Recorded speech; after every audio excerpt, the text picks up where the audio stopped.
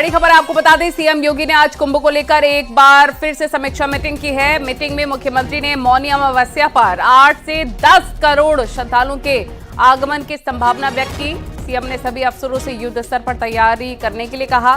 CM योगी ने सभी सुविधाओं को दुरुस्त रखने के लिए कहा। सभी विभागों को साथ मिलकर सही ढंग से काम करने के आदेश दिए।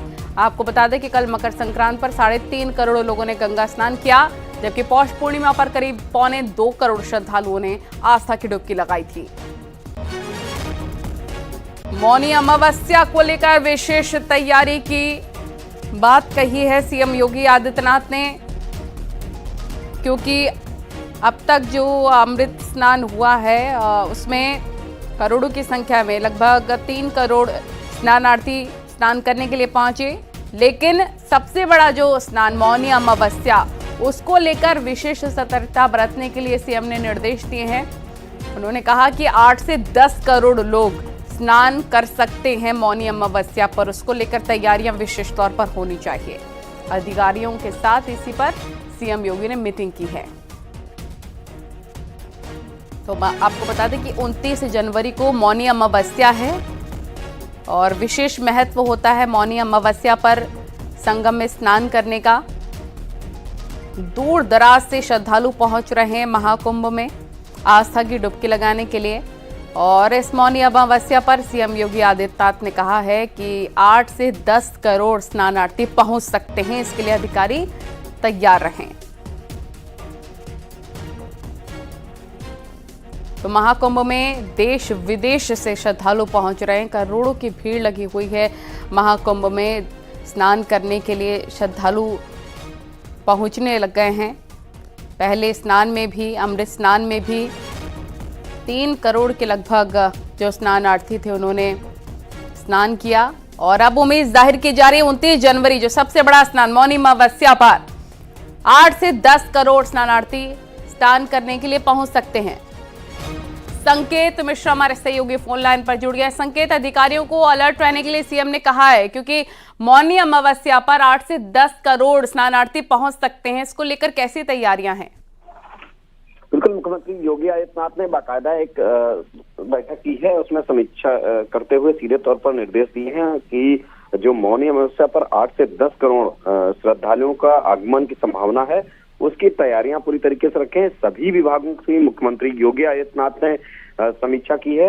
उसमें मुख्यमंत्री योगी आदित्यनाथ ने यह भी कहा कि रेलवे से समन्वय सभी विभाग बनाते हुए आगे कार्य करें और मोबाइल नेटवर्क को बेहतर किया जाए, बिजली व्यवस्था बेहतर तरीके से की जाए, घाटों की जो बैरिकेडिंग है वो की जाए, पानी की आपूर्ति हो, किसी तरीके से जो श्रद्धालु आए उनको किसी तरह से कोई दिक्कत ना हो। मुख्यमंत्री योगी आदित्यनाथ ने सभी विभागों की ये एक समीक्षा बैठक की है और सीधे तौर पर निर्देश दिए हैं। ठीक है, शुक्रिया आपका तमाम जानकारी साझा करने के लिए। तो ये बड़ी खबर आपको हम बता रहे हैं, तस्वीरें भी लगातार न्यूज़ 18 आपको दिखा रहा है। और 3 दिन की व्यवस्था का भी जायजा सीएम योगी आदित्यनाथ की तरफ से लिया गया। मौनी अमावस्या को लेकर विशेष तैयारियां करने के आदेश दिए हैं सीएम योगी आदित्यनाथ ने अधिकारियों को। और अगर बात तब तक की करें, कल मकर संक्रांति का पावन पर्व था। मकर संक्रांति पर भी 3.5 करोड़ की संख्या में स्नानार्थी स्नान करने के लिए पहुंचे। और ये जो तस्वीरें आप देख रहे हैं, गुलाब की पंखुड़ियां बरसाई जा रही हैं, श्रद्धालुओं पर पुष्प वर्षा की जा रही है हेलीकॉप्टर से। इससे भी काफ़ी ज़्यादा उत्साहित और खुश नज़र आ रहे हैं श्रद्धालु। और इस बार श्रद्धालुओं की तरफ से कहा जा रहा है कि बहुत ही अच्छे और व्यापक इंतज़ाम सरकार की तरफ से महाकुंभ को लेकर किए गए हैं। 144 साल बाद महाकुंभ का पावन पर्व पड़ा है और ऐसे में उम्मीद यही की जा रही है कि जो संख्या है श्रद्धालुओं की वो दिन ब दिन बढ़ती ही चली जाएगी। देश ही नहीं, विदेशों से भी श्रद्धालु पहुंच रहे हैं इस अमृत स्नान में हिस्सा लेने के लिए, स्नान करने के लिए। और महाकुंभ को लेकर सीएम योगी आदित्यनाथ ने भी महत्वपूर्ण मीटिंग की है, समीक्षा बैठक की है।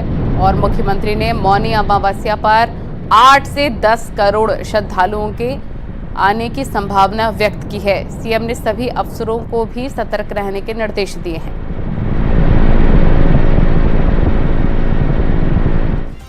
और देखिए, महाकुंभ को लेकर सरकार की तरफ से हवाई सेवा का भी विस्तार किया गया है। प्रयागराज में नई हवाई पट्टी बनी है। प्रयागराज आने जाने वाली फ्लाइट्स की संख्या डबल कर दी गई है। बड़ी संख्या में लोग हवाई मार्ग से भी कुंभ में दर्शन के लिए पहुंच रहे हैं।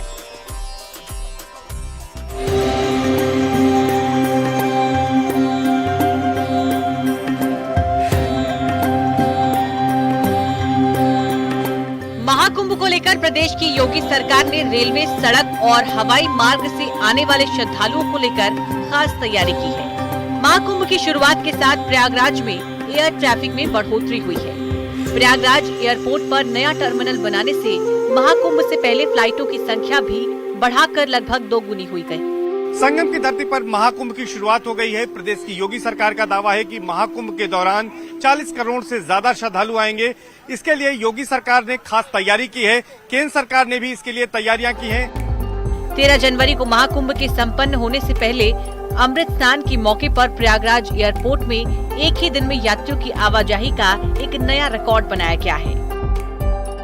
रेल मार्ग और हवाई मार्ग में तैयारियां ये की गई हैं। प्रयागराज का जो एयरपोर्ट है, जो कि 2019 में बना था, उसके टर्मिनल की संख्या बढ़ाई गई है। एक नया टर्मिनल बनाया गया है और फ्लाइटों की संख्या भी बढ़ गई है, जिसकी वजह से अब यहाँ पर यात्री भी ज्यादा आ रहे हैं। एक नया रिकॉर्ड बना है। 4000 से ज्यादा यात्री यहाँ पर पौष पूर्णिमा के दिन पहुंचे हैं और 34 फ्लाइटें आई हैं, जबकि इसके पहले रविवार को 29 फ्लाइटों के जरिए 3866 यात्री यहां पर पहुंचे थे, जबकि आम दिनों में 1500 से 1600 यात्री यहां पर पहुंचते थे।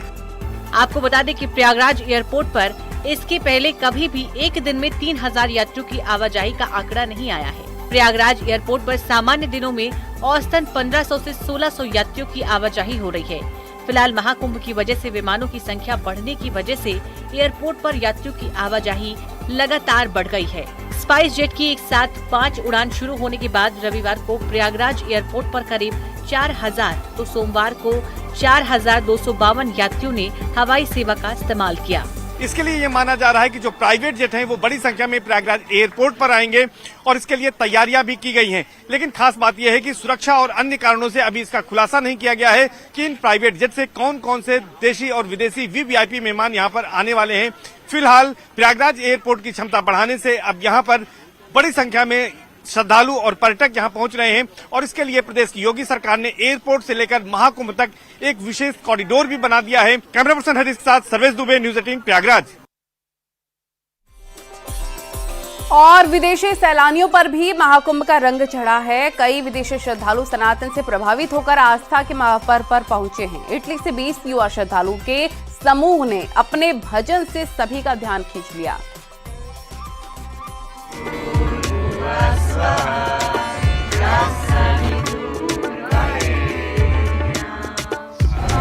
सनातन और संस्कृति के गौरव महाकुंभ में विदेशी श्रद्धालु भी रंगे हुए हैं। जिस तरह प्रयागराज महाकुंभ में करोड़ों की संख्या में देश के कोने कोने से श्रद्धालु पहुंच रहे हैं, तो वहीं विदेशों से भी सनातन में आस्था रखने वाले श्रद्धालुओं की कमी नहीं है। जो भी विदेशी मेहमान महाकुंभ में आया है, वो बस भारतीय सभ्यता में रंगता हुआ दिखाई दे रहा है। इसमें माही बाबा की अगुवाई में इटली से 20 से ज्यादा युवाओं ने जब गायत्री मंत्र गाया तो हर कोई हैरान रह जाता है।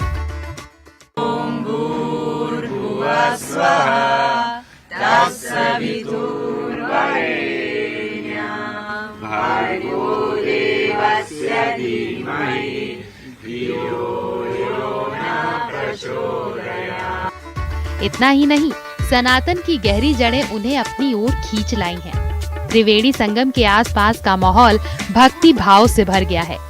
इटली से आई श्रद्धालु ने न्यूज 18 के कैमरे के सामने शिव तांडव मंत्र की भी सुंदर प्रस्तुति दी।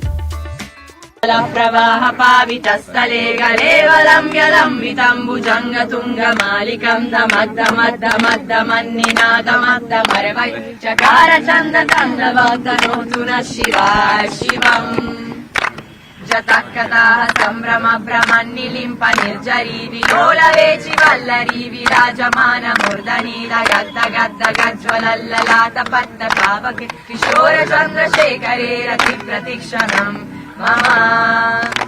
धराधरेन्द्र नन्दिनी विलास बन्धु बन्धुरा स्फुरद्दिगन्त सन्तति प्रमोदमान मानसे कृपाकटाक्ष धोरणी निरुद्ध दुर्धरापदि क्वचित् दिगम्बरे मनो विमोदमेतु वस्तुनि जदा। इटली से लगभग 20 से ज्यादा युवा आध्यात्म की गंगा में डुबकी लगा रहे हैं। इन युवा श्रद्धालुओं ने काल भैरव मंत्र के गायन से मंत्र मुग्ध कर दिया है।